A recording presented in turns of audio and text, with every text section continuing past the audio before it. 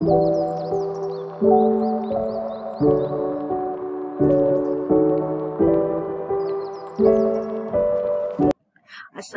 warahmatullahi wabarakatuh. My name is Siti Nur Khadijah binti Hashim. My batch number is S59813. First of all, I would like to show about my task, which is individual assignments. So I choose Sarawak Cable Berhad, which is company that manufacture cable and wire. So according to the question given, I choose MFRS S112, which is deferred tax has an accounting policy. So for the second question, I will go through on how to recognize and compare the basic EPS for 2 years and comment the performance company for the basic EPS given. So we move to the first question, which is according annual report given in not the financial statement given, the deferred tax is provided using the liability method on temporary difference at the reporting date between the tax basis of asset and liability and the carrying amount for the financial reporting purpose. So, the deferred tax liability are recognized for all temporary difference except where the deferred tax liability arises from the initial recognition of goodwill of an asset or liability in transaction that is not a business combination, and at the time of the transaction, neither the accounting profit, not taxable profit or loss. So, the deferred tax assets are recognized for all deductible temporary difference, carry forward or unused tax credit and unused tax losses. So, the deferred tax assets are recognized to the extent it's probable the taxable will be available again, which is the deductible temporary difference, and the carry forward unused tax credit and unused tax losses can be utilized except the reason in the stated in this annual report. Okay, the deferred tax asset and liability are measure of the tax rate is expected to apply to the period when the asset is realized on the liability is settled, based on tax rate and tax law has been enacted at the reporting date.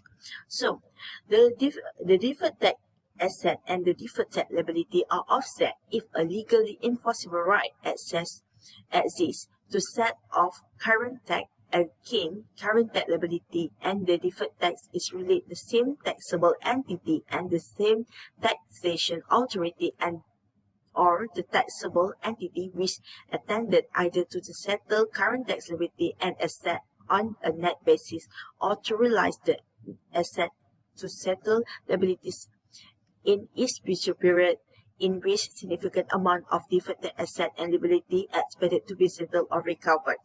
Okay, now I show you the component and the movement deferred tax asset and liability. For the first one is a deferred tax asset, which is the component and movement, how to calculate the deferred tax asset.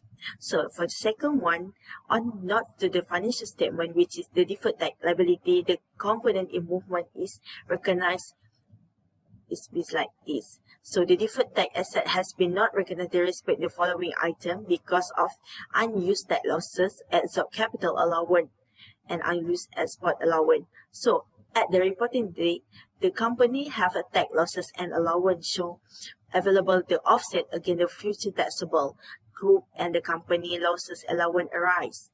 For no deferred tax asset is recognized due uncertainty for their recovery, they may have not used offset taxable as in the company, which is the Sarawak Cable Berhad. Okay, now I would like to show you where the deferred tax asset and deferred tax liability will disclose.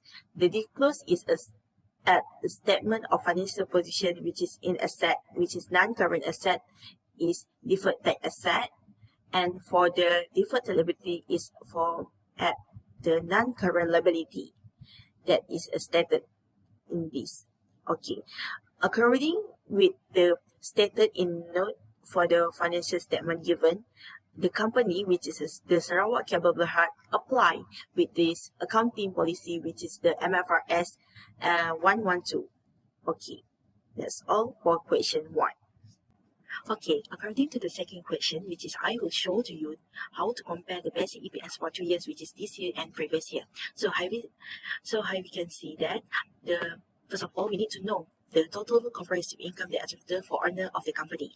In statement of profit or loss given, the total loss for owner of the company is a losses will become increased compared to previous year. So we can see the basic EPS will be affected. We can get the loss per share attributed to the owner of the company.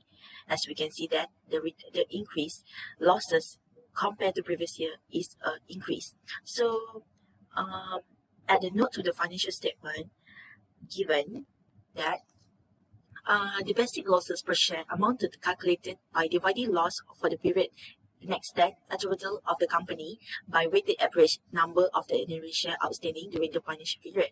So as we can see that add a note to the financial statement that show the between how the loss net tax attributable of the company compared to previous year is increased for this year. So as we can see, the weighted average also increased compared to the previous year. So it will affect the how to calculate the basic EPS.